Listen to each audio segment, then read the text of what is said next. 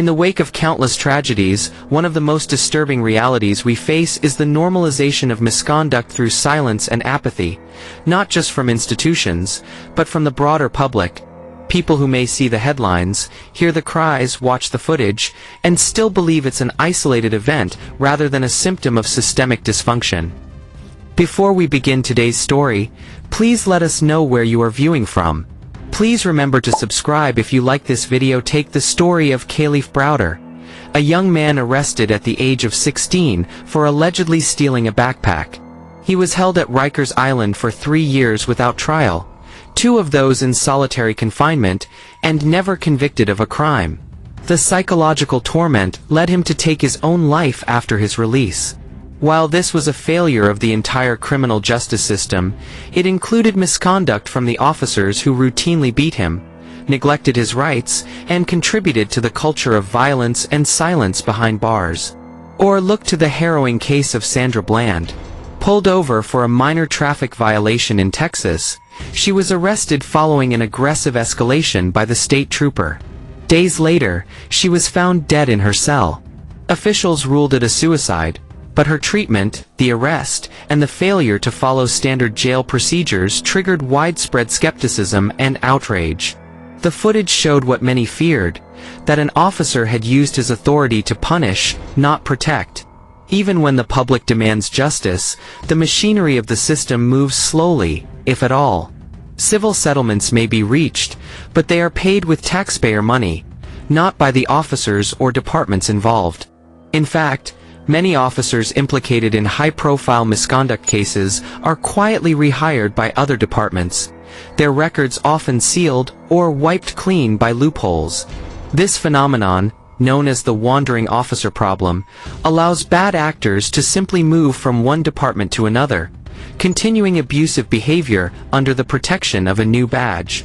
In 2019, USA Today and the Invisible Institute published a database of over 85,000 law enforcement officers who were investigated or disciplined for misconduct. Among them were thousands with sustained findings of excessive force, sexual misconduct, perjury, or racial bias. Yet many of these individuals remain on the job or are eligible for rehiring. This reveals a system not built for accountability, but for protectionism. The challenge of confronting misconduct is further complicated by politics.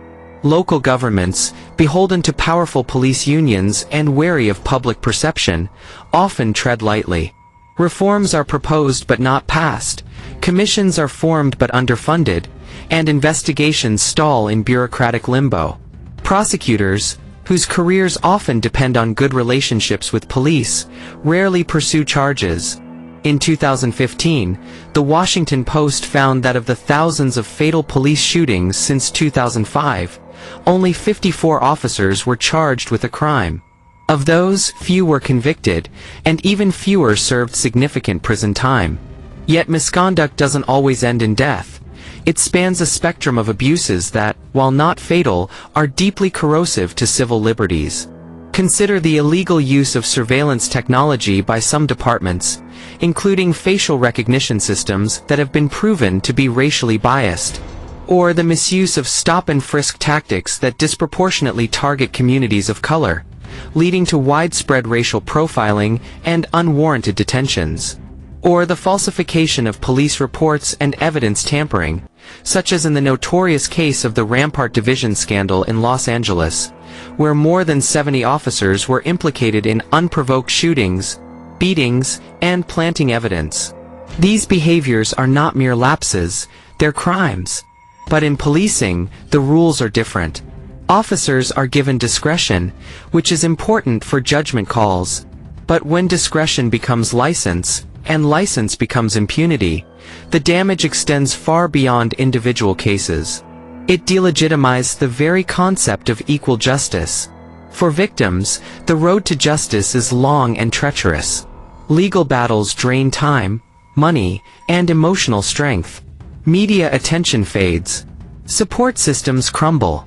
And often, the resolution, if it comes, feels hollow. No conviction, no admission of wrongdoing, no apology. Just a check, a gag order, and a lifetime of trauma. What makes it worse is that the cycle continues because systems of oversight are either ineffective or non-existent. Internal affairs departments often answer to the same leadership accused of wrongdoing. Civilian review boards, where they exist, frequently lack subpoena power or enforcement authority. Independent investigations are rare and face political hurdles. Even body cameras, hailed as a breakthrough in accountability, have limitations. Officers can turn them off, or footage can be selectively released. And even when the footage is clear, it doesn't guarantee justice. The killing of Philando Castile was recorded and streamed live. He was polite. He informed the officer that he had a legally owned firearm. He followed instructions. He was still shot 7 times in front of his girlfriend and a young child. The officer was acquitted. The footage stirred outrage, but the verdict reaffirmed a painful truth. Evidence alone is not enough. Public pressure is a powerful tool, and history shows that when communities organize and demand change, shifts can occur. The civil rights movements of the 1960s led to crucial legal protections, and modern protests have reignited those demands. But meaningful reform requires more than protests. It requires policy changes, cultural shifts within departments, and structural adjustments to how policing is funded, managed, and held to account. Transparency laws must be strengthened to ensure that disciplinary records are public. Civilian oversight bodies must be given real power. Qualified immunity must be reformed or abolished to hold officers personally accountable for misconduct. National databases of decertified officers must be mandatory, not voluntary. Departments must invest in training that emphasizes de-escalation, mental health, and bias recognition, not just as box-checking exercises, but as fundamental tenets of police work. Some jurisdictions have taken steps. In Camden, New Jersey, the entire police department was disbanded and rebuilt from the ground up with a new focus on community engagement and transparency. While not perfect, the reforms led to a notable reduction in both crime and complaints of misconduct. In Berkeley, California, traffic enforcement was moved to a civilian department to reduce potentially volatile police interactions. In other cities, mental health crisis units have been established, sending social workers rather than armed officers to respond to calls involving individuals in distress. These initiatives, while still evolving, reflect a growing understanding that not every problem requires a badge and a gun. The role of technology in both enabling and combating misconduct cannot be overstated.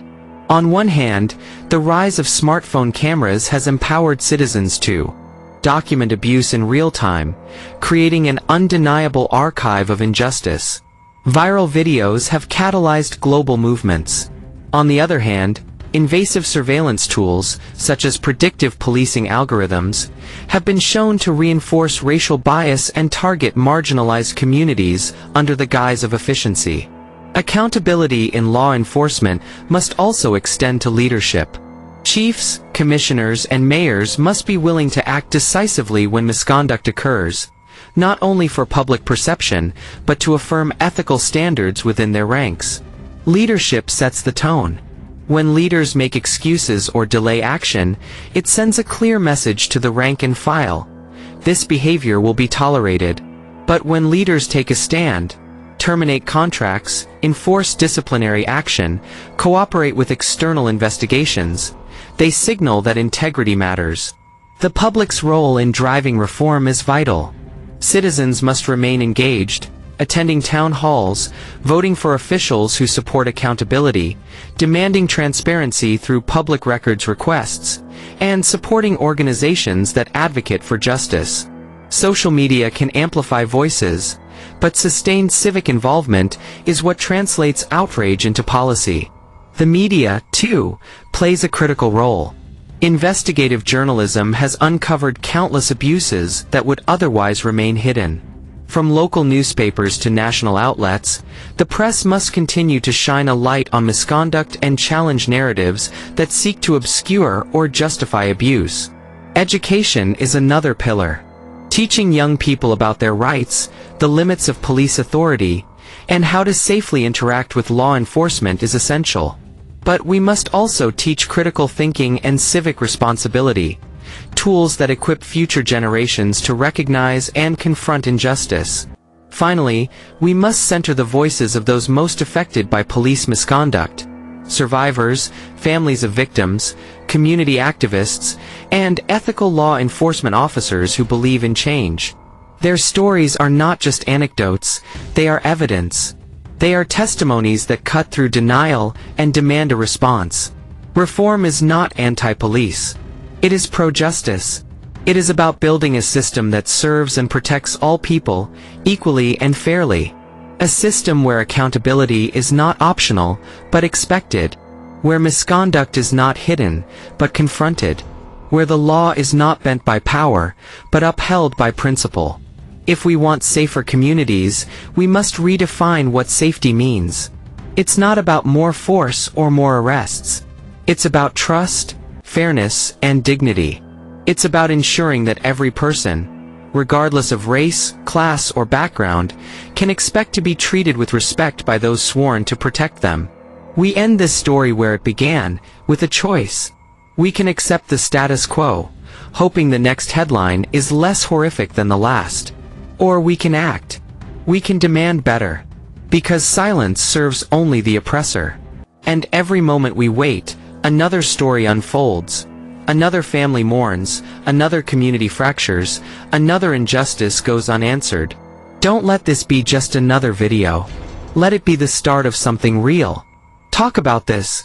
Share your perspective. Stand up for those whose voices are silenced. Subscribe for more stories that matter.